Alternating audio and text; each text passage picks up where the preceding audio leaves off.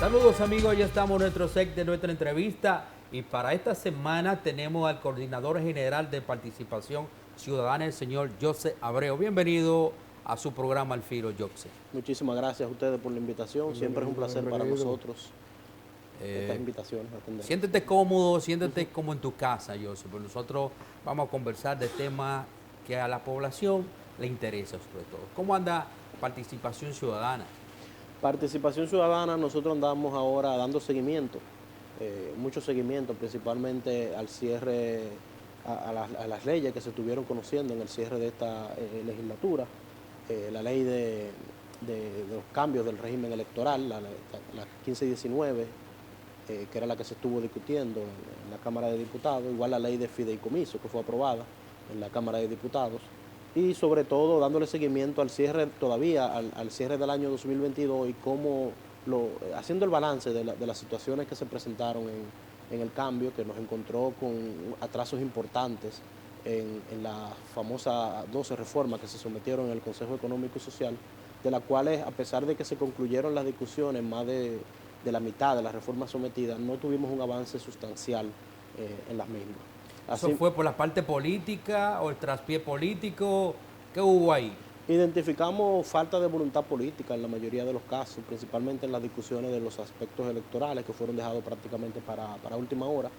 Dentro del balance también nosotros incluimos un punto en materia de justicia, ya que el año nos preocupó bastante sentencias que salieron, como el caso de los Tres Brazos, el caso de los Supertucanos, fue el caso de la empresa Embraer, y empresas que, a pesar de haber reconocido sobornos, igual el caso de los Tres Brazos, que se designó una comisión y se identificó irregularidades importantes y fue dictado un no al lugar, el mismo caso de la ONSA, fueron sentencias que generaron preocupación de que el Poder Judicial pudiera no estar a la altura de los retos que se enfrenta, principalmente estos casos, considerando estos casos de corrupción que ha sometido el Ministerio Público, el caso Antipulpo, los Corales, 5G, Coral, el caso de Medusa, el mismo caso Caracol, que se ha medio olvidado un poco, que fue la intervención de la Cámara, de la gestión de la Cámara de Cuentas anterior.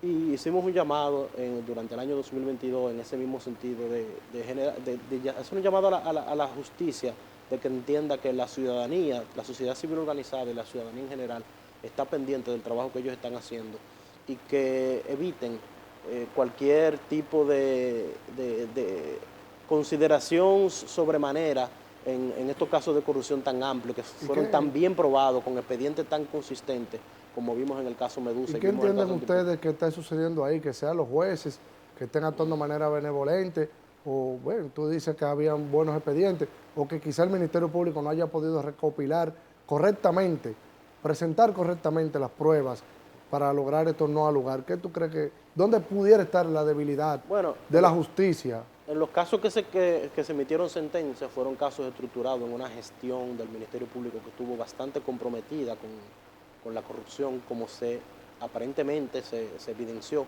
en el expediente acusatorio que sometió a la Procuraduría en el caso Medusa, donde se vio que hasta su principal cabeza estuvo participando del entramado de corrupción y acciones de corrupción de todas las modalidades posibles, desde pago o recepción de sobornos, desde sobrevaluación de obras, desde contratación de personas a modo pantalla, desde recepción de beneficios a título personal con diferentes intereses. Y sabemos que esos casos se estructuraron en esa gestión y que probablemente sea natural que en la mayoría no tuviéramos la sentencia que la sociedad reclama. Pero hubieron otros, como el caso de la ONSA, que llamó mucho la atención, el mismo caso de los Tres Brazos, que tal vez no tenían esa protección que tenían los otros. Y que se presentaron informes, una comisión que se hizo en el caso de los Tres Brazos se demostró las intenciones, las malas intenciones con las que se pretendía accionar en esos casos. Y el mismo caso de la ONSA, que solo se pudo condenar el homicidio o el asesinato, porque no se podía ocultar el cadáver que todos vimos en ese río atado con esos bloques. Pero también hubo una sentencia extraña respecto a una corrupción administrativa donde solo se condenó a un intermediario que fue el financiero y no se condenó ni a cabeza ni a ningún beneficiario de esa corrupción. Fue una condena extraña y eso nos generó bastante preocupación. Y lo que hacemos es un llamado de atención que, aunque sabemos que los nuevos casos están mejor estructurados y que son expedientes mucho más sólidos, de que el Poder Judicial entienda y esté a la altura de la demanda que hace la sociedad y lo que está juzgando en esos casos que Por son. esa misma razón usted cuestiona a los jueces ante estas decisiones. Hacemos un llamado de atención más que cuestionarlo, de que estén pendientes, de que entiendan la responsabilidad que tienen y el compromiso que está depositado en ellos. Obviamente ellos tienen que juzgar en función de las pruebas, pero que hemos visto que cada vez que hay una posibilidad de favorecer o de hacer una interpretación que favorezca más a personas que todo el mundo sabe y la evidencia demuestra que está comprometida con la corrupción, siempre se van por la acción más benevolente. Y a veces casos, como el mismo caso de, de los tres brazos, a veces tú pudieras decir, bueno, tal vez la cantidad de pruebas que se recopiló, tú pudieras entender que la condena no iba a ser tan amplia, pero dictaron no al lugar, eso llamó la atención. Y simplemente hicimos un llamado de atención para que sepa que estamos pendientes como sociedad civil y como sociedad en general. Y sí sabemos también que ya en estos casos, que otro llamado de atención que hicimos en materia de justicia fue los retrasos que ha tenido el conocimiento de los juicios de fondo, de los casos sometidos, como el Antipulpo y el Medusa. Y en estos casos hicimos un llamado de atención, aunque entendemos también que los jueces están de alguna manera limitados por los amplios recursos que tienen los imputados y sus abogados para incidentar los procesos y lograr que se extienda. Pero a veces se dictan prórrogas de esta audiencia demasiado amplias a nuestro entender, que pudieran ser un poco más limitadas. Y el juez tiene maneras de controlar esos procesos, de limitar los plazos en lo que posterga el conocimiento de una audiencia. Y igual condicionar o limitar la forma en la que se administra ya la audiencia misma. A veces se permite que se extienda demasiado temas que no son tan relevantes en lo que es el conocimiento de una audiencia preliminar, que ya sí son elementos que tú no puedes permitir en un juicio de fondo. Pero ahora en conocimiento de la audiencia preliminar, que es un juicio a la prueba, vemos que se extienden demasiado y se postergan y se permiten demasiadas incidentes. Hay confianza en la justicia dominicana. Y cuando digo justicia, no solo el Ministerio Público, sino todo lo que tiene que ver con el aparato judicial, dígase jueces, fiscales, todo ese engranaje. ¿Se puede confiar? Tenemos que tener confianza. Hay muchos jueces que tienen una valoración muy positiva y no son... no podemos tener cuestionamiento. Hay otros que sí llegaron ahí por compromisos políticos y que sabemos que pudieran tener algún tipo de compromiso. Independientemente, debemos como sociedad confiar. Sí, obviamente, hacer el llamado de atención para que sepa que la sociedad está pendiente y que lo está vigilando y que lo va a juzgar a ellos en el sentido social. Y eventualmente, si tienen algún tipo de responsabilidad, también pudieran ser juzgados ya en el sentido formal y legal. Pero sí entender eso, obviamente, ya mirando el sistema de justicia completo, en materia del Ministerio Público, nosotros hemos reiterado consistentemente nuestro apoyo a la gestión de la magistrada Miriam Germán Brito, igual a los magistrados Jenny Berenice y Wilson Camacho. De hecho fueron reconocidos con nuestro premio a la integridad y lucha contra la corrupción el pasado 9 de diciembre. Y lo que demuestra que nosotros estamos apoyando esa gestión y la forma en la que ellos han redirigido la acción del Ministerio Público en materia de lucha contra la corrupción, y hemos visto los expedientes que han preparado, que han sido muy bien estructurados, y a veces lo que se reclama ahora es que están sobreprobados, más que falta de pruebas, como en casos anteriores, que por más que se le llamó la atención en el caso de Brecht, de que esas delaciones premiadas, esa simple homologación, no iba a ser suficiente, a menos que se vayan a Brasil, como hicieron otros países, y entrevisten a los imputados allá para validar esas homologaciones y pudieran tener un mayor peso en el expediente acusatorio. Y sin embargo, eso, a pesar de todas las advertencias que hizo la misma magistrada Miriam Germán cuando era jueza de la Suprema Corte de Justicia en la Sala Penal, a pesar de eso, la anterior gestión del Ministerio Público hizo caso omiso a todos los reclamos de la sociedad, lo que demostró una negligencia deliberada, que hoy entendemos cuáles pudieron haber sido los compromisos que la motivaron. Jobse, ustedes como sociedad civil y como institución tienen mecanismos para evaluar la corrupción de la República Dominicana. ¿A qué nivel está la corrupción en la República Dominicana, en el gobierno? Sí, nosotros como capítulo dominicano de Transparencia Internacional apoyamos de alguna manera, aunque es una recolección de información que hace Transparencia Internacional, ya la institución, y de todas de diferentes estamentos de las sociedades, de los países, para emitir lo que anualmente se conoce como el índice de percepción de la corrupción. El índice no mide la corrupción porque la corrupción uno intuye que puede haber o donde puede haber corrupción, donde más se manejan recursos, donde menos controles hay, donde más procesos se someten fuera a veces mediante procesos de excepción de compra, mientras más se maneja de manera discrecional los fondos, uno pudiera intuir que, bueno, por ahí pudiera haber más corrupción, pero conocimiento específico no tenemos así si no tuviéramos, apoyáramos sometimiento sobre esos casos.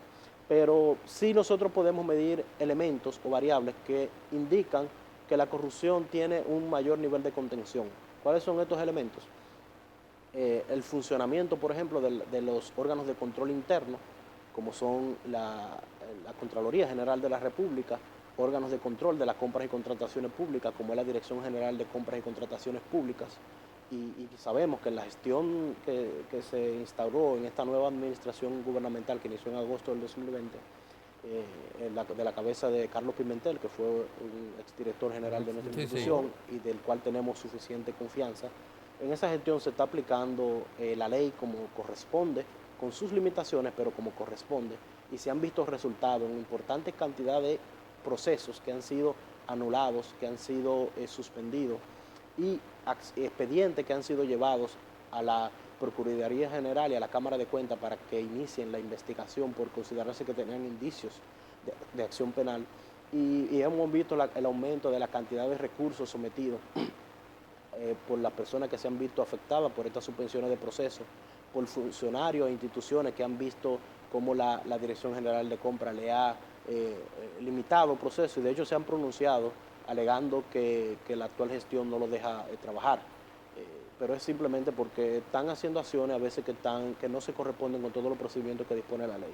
Cuando medimos eso, medimos la unidad de antifraude de la Contraloría y medimos los casos de la Cámara de Cuentas, que ahora en esta gestión ha presentado más casos que en las últimas 3 gestiones pasadas, casos ya importantes que han servido de apoyo, importantes casos de acusación que ha presentado el Ministerio Público con sus investigaciones especiales, y auditorías que han salido y que han dejado a la luz importantes detalles, y no solo de gestiones pasadas, sino de la actual gestión. Nosotros tenemos, por ejemplo, renuncia de funcionarios, que eso no se veía aquí, producto de investigaciones que ha hecho tanto la Unidad Antifraude, la Dirección General de Compras y Contrataciones Públicas, como la misma Cámara de Cuentas. Vimos renuncias como la del ex ministro de Educación, vimos renuncias como la del ex director de INAVIE, anterior al actual, el señor Cecilio Rodríguez, producto de una investigación que se hizo en ese organismo. Vimos renuncias como el director del Impostón, vimos renuncias de otros ministros como ¿Y es suficiente con las renuncias?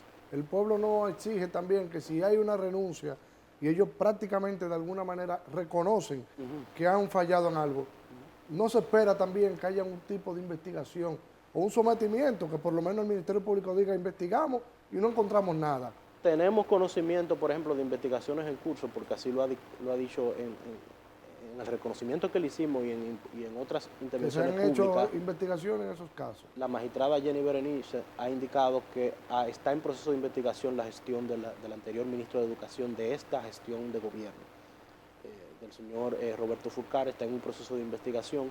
Igual en los otros casos también se han sometido estos expedientes con sus pruebas tanto al Ministerio Público como a la Cámara de Cuentas para que haga sus indagaciones, y están en proceso también.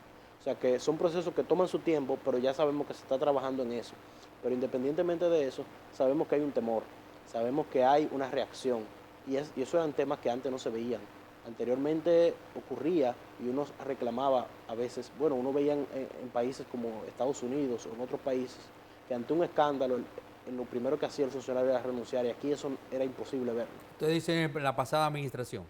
En la pasada administración no se veía eso. No se veía la renuncia de funcionarios. Ante escándalos que surgieran por cualquier tipo, eso no ocurría. A veces ocurría destituciones y lo nombraban en otro sitio, en otra cartera, pero ahora mismo lo que estamos viendo es lo que medimos como avance en materia de corrupción, y también vemos un compromiso de cara de la cabeza del Poder Ejecutivo, de cara de estos órganos de control que fueron designados con un mayor nivel de transparencia y con personas sin compromiso, sin tanto compromiso político como en gestiones pasadas. Y a nivel de transparencia nosotros vimos eso o medimos eso como un importante avance que puede generar una mayor percepción y tranquilidad a la ciudadanía. Y de hecho, cuando miramos las investigaciones periodísticas que son realizadas, que anteriormente, como vimos en el caso del exdirector de la OPREP, del Metro, no tuvo ninguna consecuencia, hoy en día vemos que una investigación puede tener una consecuencia y eso motiva el trabajo que hacen los periodistas, el importante trabajo en materia de transparencia y motiva la denuncia ciudadana, porque una investigación como la que está en curso, que se ha reconocido por el Ministerio Público, que es la investigación del exministro de Hacienda, Donald Guerrero, surgió de la denuncia de un ciudadano. Y también hemos visto denuncias de otros programas de investigación que han tenido consecuencias, como en el PROPEP, en el mismo el Ministerio de Educación de la gestión anterior. Hemos tenido hoy contratos que el actual ministro de Educación ha cancelado por no entrega de butacas, por ejemplo. Ha cancelado contratos. Y en esos indicadores hay un ranking de cuál es la institución que la gente percibe, porque en este caso son percepciones, como la institución más corrupta y cuál es la institución que la gente percibe como más transparente. Pudiéramos tener no, a ese nivel todavía no hay una medición así tan detallada, pero es un dato que se puede levantar en la medida que avance. Anteriormente era poco probable levantar porque la información fluía de manera muy limitada. De hecho, tú hacías solicitudes en el marco de la ley de libre acceso a la información pública y a veces te entregaban la información en físico de una manera que tú era casi imposible de verificarla de manera oportuna. Y ahora tenemos acciones como la política de datos abiertos que está llevando la Dirección General de Ética e Integridad Gubernamental en materia de datos abiertos, que es un proceso de estandarización. Tuvimos una cumbre reciente en la que participamos en el mes de julio, me parece que fue, donde se están aplicando estándares internacionales en materia de cómo se carga la información y cómo tú la puedes descargar en formatos que tú lo puedes someter o llevar a herramientas de análisis y herramientas de data análisis, que tú puedes tener un mayor nivel de observación de los mismos. Hay en la percepción ciudadana de que varios funcionarios cuestionados de este gobierno no lo someten a la justicia, sin embargo los otros lo someten a la justicia. ¿Cuál es su opinión? Pero yo quiero que usted me conteste después de la pausa, porque vamos a una pausa, señores. Si te gustó este video, no olvides darle like, Al Filo RD, y activar las notificaciones. Recuerda seguirnos en todas nuestras redes sociales, en Facebook, YouTube e Instagram, como Al Filo RD. Nos puedes escribir al correo programa alfilo